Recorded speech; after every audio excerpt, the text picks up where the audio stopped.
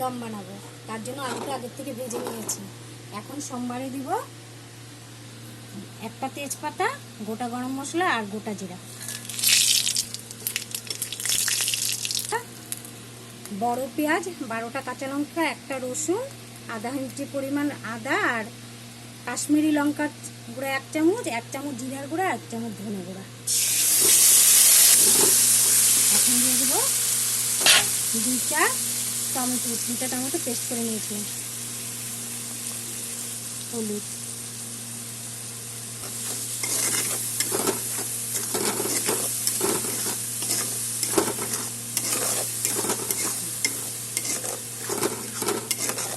মশলাটা কষিয়ে নিই, তারপরে আপনাদেরকে দেখাচ্ছি।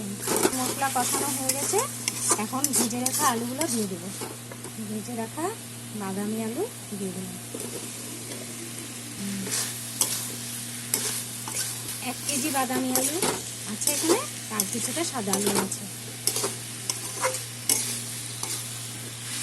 আলু আমার কষানো হয়ে গেছে, এখন আমি জল দিয়ে দেবো।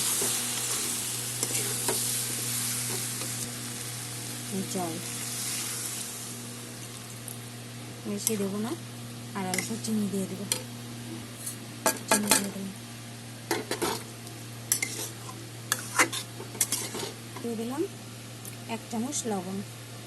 আর বাদামি আলুর দম রেডি হয়ে গেছে। এখন ম্যাগি মশলা দিয়ে বন্ধ করে দেবো। আপনারা এরকম করে বানিয়ে খাবেন, খেয়ে বলবেন কেমন হয়েছে। লাইক করবেন, কমেন্ট করবেন, শেয়ার করবেন। Thank you. Please please please like comment share করবেন কিন্তু।